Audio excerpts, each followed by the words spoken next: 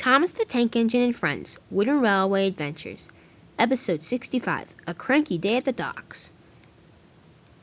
Summer was one of the busiest times on the island of Sodor. All the engines on Sodor were working very hard.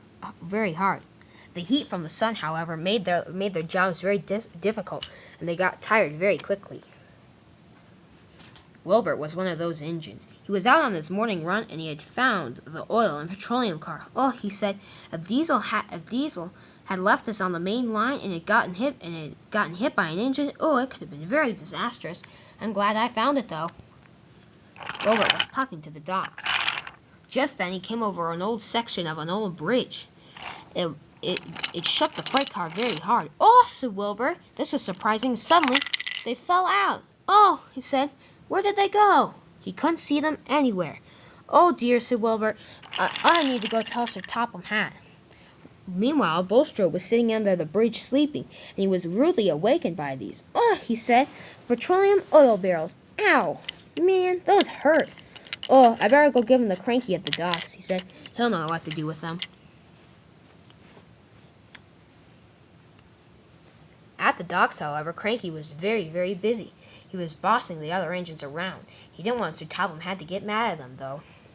Hey, engines, he said, can you guys go get that freight car over there? I've been asking you guys to do it for the last hour, please. But all the engines were busy. Sorry, they said, we don't have time to.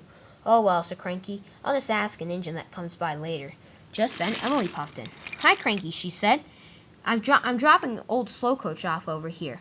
What for? Asked Cranky. Well, if you see a man and a woman, tell them that this coach is for them. Sir Topham has rented it to them. Ooh, said Cranky. That sounds interesting. It is, said Emily. I'm to be off, though. I'll return in a few minutes if the woman and man are here. Okay, said Cranky. But on your way out, could you bring the cargo car over here to me? Certainly, said Emily. Emily, I would be glad to. Emily zoomed around the bend. The cargo car was right in front of her when she saw Arthur. Oh, Arthur, said Emily, I need to tell you something. And Emily rushed away. Oh, no, said Cranky, not again.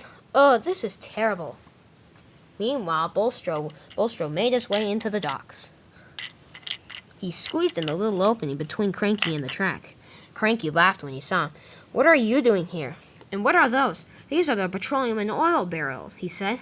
Oh, said Cranky. Did they fall out of the oil? Did they fall out of the oil barrel? Yep, said Bulstrode.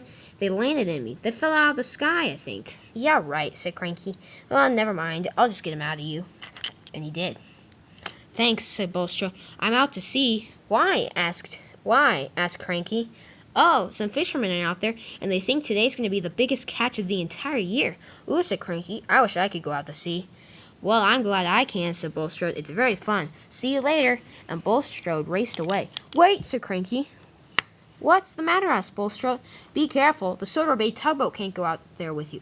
Why? Asked Bulstrode. It broke down earlier this morning. I'm not sure why, though. Oh, said Bulstrode. Anyway, I'll be careful. And Bulstrode rushed away. Ah, said Cranky. Nice old Bulstrode. Well, you can always count on him. Cranky was about to go indoors when Laurie came up. Hi, Cranky, said Laurie.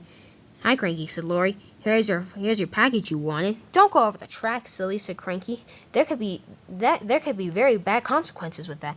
But it was too late. What was that? Asked Cranky. Oh, I'm stuck.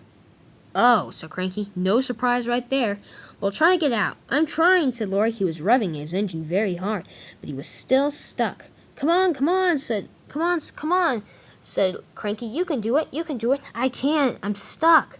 Just then a woman walked up to Cranky. Excuse me, she said. Have you seen a coach for me? Oh, hold on, ma'am, said Cranky. I'm kind of busy. Laurie, hurry up. Come on.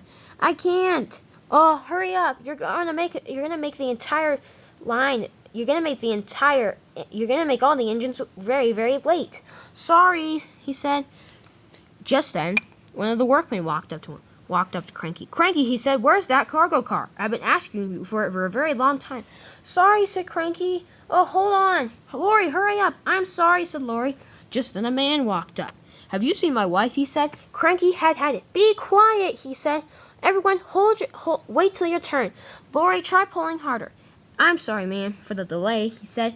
but your coach is right there, I believe." "Oh, thank you," said the lady, and she walked right in. "And Mr. Workman, the cargo car is over there. I've been trying to get engines to hand it to me. I'm trying to get engines to give it to me for the last hour. I'm sorry." "Oh, that's all right," said the workman, and he walked away. And Mr. Oh, never mind about last names, he said. "Have you seen my wife?" "Yep, she just went into old slow coach over there." "Oh, thank you," he said, and he raced away. "Oh," said Cranky, "everything's settled now, except for you." "Don't worry, I'm almost done."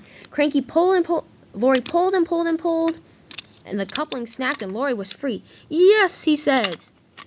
"Oh no, my flatbed, it's overturned on the track." "Go get it," said Cranky, but it was too late. "Hey guys," said Mavis as she raced in. "Watch out! Whoa! Oh!" And Mavis hit it hard. It flew up into the air. Oh! It hit Cranky's crane. Whoa! Oh!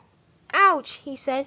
Just then, Bolster was making his way back into the docks. There was barely enough room for him to squeeze in there.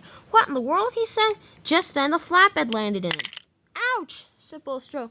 "Help, this is heavy. I'm sinking." "Oh dear," said Mavis. "This is terrible."